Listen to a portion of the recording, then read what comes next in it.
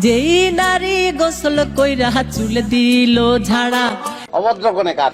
এক জামাই থাকতে তাহার হাজার জামাই খাড়া। এখন আর বিয়ে করতে ইচ্ছে করতেছে, বিয়ে করে নিয়েই মারবো। তোরা প্রত্যেকদিন বিয়ে করবো, প্রত্যেকদিন ছাড়িয়ে দেবো, তোরা কুইটে খায় ফেলবো। সখী গো হয় আমার মন ভালা না। একের পর এক অপকর্ম করে যাচ্ছে নাসির হোসেন, আর অন্যদিকে বিপদে পড়ে যাচ্ছে আমরা সাংবাদিক সাহেবেরা। কেন ভাই আপনাকে আবার কি হইলো? আপনারা তো ভালোই আছেন, পদ্মা সেতু নির্মাণ শেষ হওয়ার পরেও আপনারা এখনো বেকার হন নাই। আরে আমি বলতে চাইতেছি নাসিরের এসব আকাম কুকাম আমরা বিনোদনের পাতায় প্রকাশ করবো নাকি খেলাধুলার পাতায় প্রকাশ করবো সেটাই তো বুঝতেছি না। আচ্ছা সাংবাদিক ভাই, আপনি আজকে আমাদের সাথেই থাকবেন, নাসিরকে নিয়ে আপনার সাথে আমাদের অনেক কথা আছে। ঠিক আছে থাকমু, তবে অনেক ঘুম পাচ্ছে কিন্তু ঘুমানো যাবে না, কারণ রাকিবের মতো ঘুম থেকে উঠে যদি দেখি আমার বউ অন্য কারো বউ হয়ে গেছে তাহলে তো কঠিন বিপদ।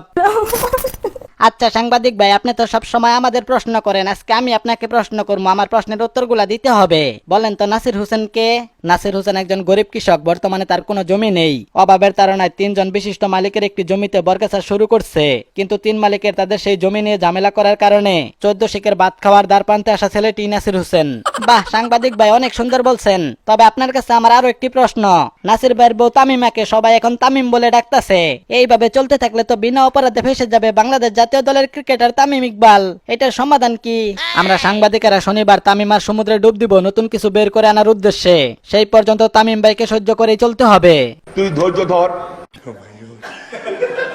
একজন বিবাহিত মহিলাকে বিয়ে করে মহত্বের পরিচয় দিলাম, কিন্তু অন্যদিকে পলায়পান আমার নিয়ে হাসি ঠাট্টা করতেছে, এটা কিন্তু মোটেও ঠিক না।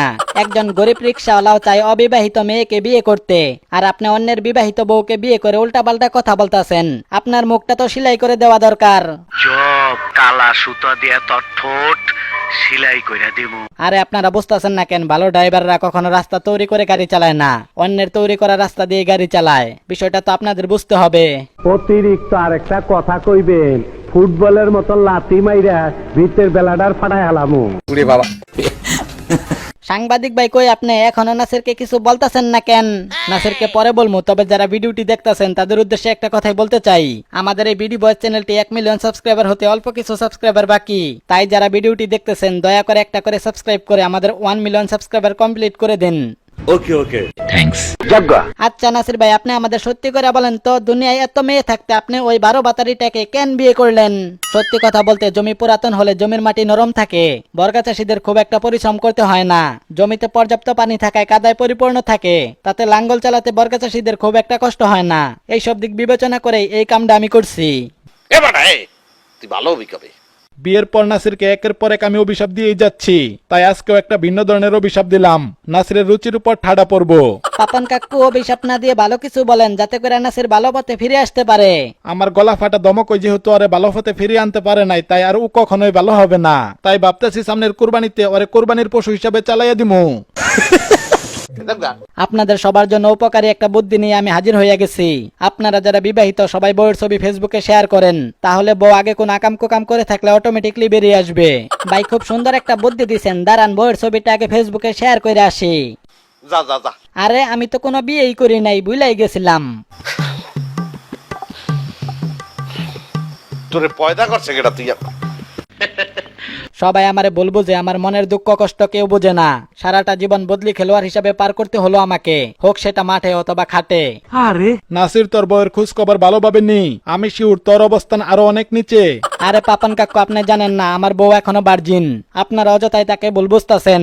আপনাদের এই ভুল ভাঙানোর জন্য আমি একটা মিটিং এর আয়োজন করবো, সেই মিটিং অতিথি হিসাবে পাপিয়া, ডক্টর সাবরিনা এবং ওসি প্রদীপকে দাওয়াত দেবো। বরাবরের মতো আজকেও আমি বন্দুকের গুলির মতো কিছু কথা বলতে চাই। বলেন দি আমনে একটু শুনি কান। নাসিরের বোঝা দরকার ছিল যে মা তার সন্তানের আপন হইতে পারে না, নিজের সুখের জন্য সন্তানকে ছেড়ে 3-4টা বিয়ে করে একটা বারো সন্তানের কথা ভাবে না, সেই মেয়ে নাসিরকে কিভাবে সুখে রাখবে?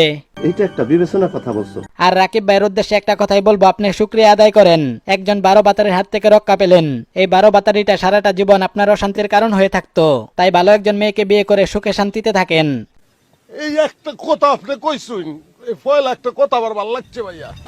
তো আজকের মতো এই পর্যন্তই, শেষ পর্যায়ে এসে সবার উদ্দেশ্যে একটা কথাই বলতে চাই, আমাদের চ্যানেলটি সাবস্ক্রাইব করে 1 মিলিয়ন সাবস্ক্রাইবার কমপ্লিট করে দিন। আল্লাহ কাইনটা আমি করছে, আমি ওর চাইতে বড় কাইনটা, ওর কান আমি কামড়ে খেয়ে ফেলামু। তো সবাই ভালো থাকবেন, সুস্থ থাকবেন, দেখা হবে পরের কোনো মজার ভিডিওতে। ততক্ষণের জন্য আলবিদা। যেই নারী গোসল কইরা চুল দিল ঝাড়া, অভদ্র কোনে কাজ। এক জামাই থাকতে তাহার হাজার